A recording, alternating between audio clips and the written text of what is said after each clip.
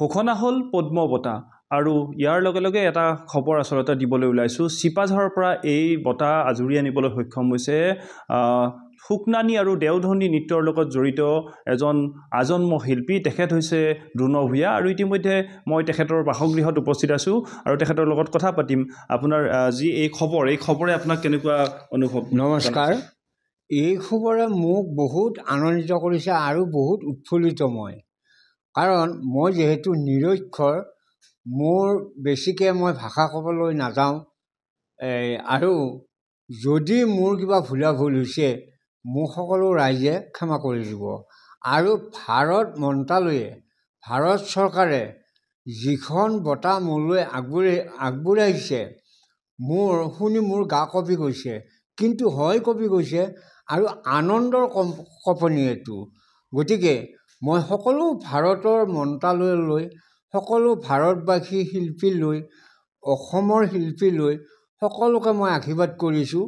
সকলোলৈ এইগিলা বঁটা আছে আৰু শিল্পীবিলাকে পাওক বুলি মই আশীৰ্বাদ কৰিছোঁ। আৰু মোৰ ওচৰ চুবুৰীয়াবিলাকৰো বহুত উৎফুল্লিত আৰু দৰংবাসীও বহুত উৎফুল্লিত। দৰঙী কলাকৃষ্টি উন্নয়ন সংঘ আৰু সংঘৰ পৰাই মই ওলাই আহি এই সন্মানবোৰ মোক ভাৰত মন্ত্ৰালয়ে, অসম চৰকাৰে সকলোৱে চাই চিন্তি এনেকৈ পুৰস্কাৰগিলা দি আছে। তাৰ কাৰণত মই অশেষ ধন্যবাদ। আৰু মোৰ আৰু আগলৈ জানো এই পৰজন্মৰ যিবিলাক উঠি আহিছে সেইবিলাকক জানো মই কেনেকৈ আগুৱাই নিব পাৰোঁ, তাৰ কাৰণে মোৰ চেষ্টা, মোৰ এইখিনিয়ে মোৰ ক'বলগীয়া। কেতিয়াৰ পৰা এই হেৰিৰ লগত জড়িত হৈ আছিলে? মই 1970 চনৰ পৰাই মই এই ওজাপালিত মানে এই পথাৰখনত নামিছোঁ। তেতিয়া মোৰ বয়স আছিল 14 বছৰ আৰু 7 বছৰ বয়সৰ পৰাই মই আৰম্ভ কৰিছোঁ। আৰম্ভ এনেকৈ কৰিছোঁ, মোৰ দেউতা আছিল লেট ঘনকান্ত ভূঞা। তেওঁ নাটক কৰিছিল। তেওঁ নাম কাঢ়ি মাতিলে নাজানে, মেনেজাৰৰ ঘৰলৈ যাওঁ এই বুলি ক'লেহে জানে। তেওঁ গাঁও জীয়ৰী নাটক, চন্দ্ৰহংস নাটক আৰু কেইবাখনো নাটক কৰিছিল। মই তাতে চুকুৰি আছিলোঁ। আপুনি এতিয়া ধৰক তাহানিৰ দিনৰ পৰা কিমান ধৰক কষ্ট কৰি ক'ত গৈছিলে অকণমান ক'ব নেকি? এতিয়া মই লণ্ডন, আমেৰিকা, জাপান, কোৰিয়া এইবিলাকক যাবহে বাকী। কিন্তু ভাৰতৰ একে দিল্লী, মাদ্ৰাজ, কলিকতা, বম্বে, বেংগলোৰ, বাংগালোৰ, গুৱাদমল্লী, গোৱাপানাজী, ছিকিম, হায়দৰাবাদ, চেন্নাই আৰু ত্ৰিপুৰা, অৰুণাচল আৰু মণিপুৰ, ত্ৰিপুৰা, এইবিলাকত গোটেই মই মোৰ জেগা নাই। আৰু অন্ধ্ৰপ্ৰদেশ, মধ্যপ্ৰদেশ, তাৰ ভিতৰত যিবিলাক প্ৰদেশ আছে দুইবাৰ যোৱা বা তিনিবাৰ যোৱা হয়। লগতে আপুনি ঘৰতো এখন স্কুল স্থাপন কৰিছে। মই চিন্তা কৰিছিলোঁ মইনো কি লৈ জীয়াই থাকিম, এই বুলি আমাৰ গুৰুসকলৰ চৰণত মই সকলো গুৰুকে মই ৰাখিছোঁ। সংগীত নাট একাডেমী ললিত চন্দ্ৰ নাথ ওজাদেৱ, সংগীত নাট একাডেমী কিনাৰায়ণ নাথ ওজাদেৱ, চন্দ্ৰকান্ত নাথ ওজাদেৱ, শচীন্দ্ৰ ডেকা, মোৰ গুৰুকেইটা বৰ আচল গতি গুৰু আছিল। তেওঁৰ পৰা মই শিকি, তেওঁলোকৰ পৰা শিকি, তেওঁলোকৰ চৰণত চুই মই কি এটা মই স্থাপন কৰিম এইবুলি মোৰ মনত ধাৰণা আহিল। এটা স্কুল বনাওঁ পৰজন্মৰ কাৰণত।